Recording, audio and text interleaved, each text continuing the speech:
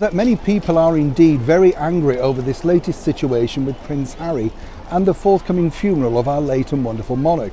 But as ever, what is it? Hi, good morning, Neil Sean here in the heart of London. Nice to see you. Yes, I'm looking at you. Let's have a big wave. Come on.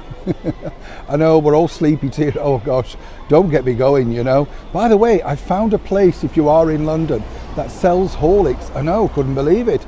It's by Victoria Station. It's a little bit pricey though. I think it's about £2 odd. I think you can see the menu now at the side of it here. But you don't really see it, you know. You never really see it. You see everything like the fancy cappuccinos and all of that sort of stuff, you know. But you never normally see Horlicks. Obviously hot chocolate if you go to the fast food places like McDonald's. But if you are in Victoria and you have heard of Horlicks via this channel and you can afford it, you know, maybe club together and share one for four, you know what I mean? Go in and say Neil sent you. I told them, I said, you're the only one I know that's selling this. Of course, they didn't give me a freebie, so I thought, well, I'm not spending that much. It's too expensive. I've got my flask. Anyway, you think I'm joking, don't you? Back as ever to your breaking royal story of the day. This story, again, you know, it's just an ongoing situation, isn't it? Really what we all know about Prince Harry is this, you know, he's been spoiled, he's been given into really way back from when the late and beautiful Princess Diana was alive. You know, she openly admitted that she spoiled him more than William because she didn't want him to feel left out. And when you think about it, Harry recently released this statement, didn't he? Basically, the statement was all about how it didn't really matter if he was wearing a uniform or not, you know, it was about the service that he'd given to his country. And he's right, uniforms truly, in many respects, don't matter.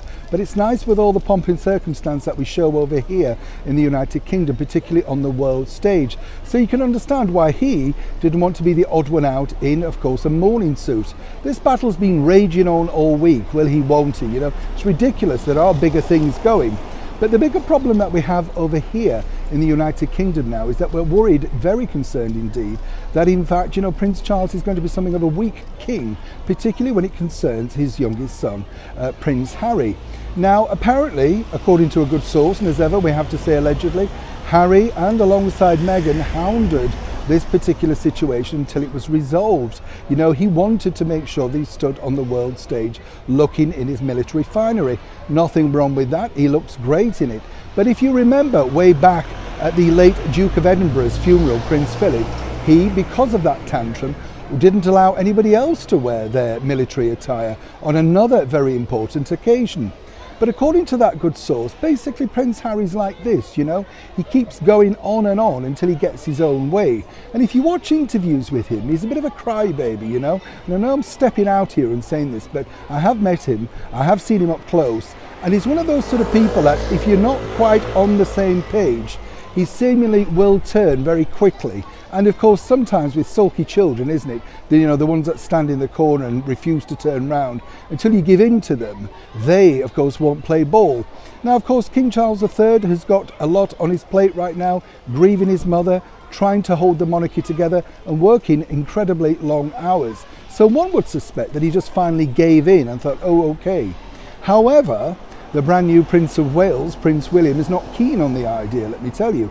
And rightly so. When you think about it, you know, he just feels once again that people just give in to Harry, you know. It's just an easier ride, isn't it? Seemingly, of course, you know, there's nothing much he can do.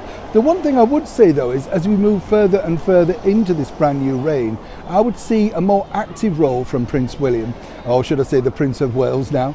And I don't think he's going to be the easy walkover that perhaps Prince Charles is. Of course, you know, one has to be kind. His hands are tied, it's his son. We know he helped him out financially when he moved over to America. But again, you know, what did Harry do? Throw it back in his face. So seemingly it doesn't matter whatever Charles will do in order to appease the situation. One way or another, unless you're agreeing with Harry, seemingly the backlash will always come back.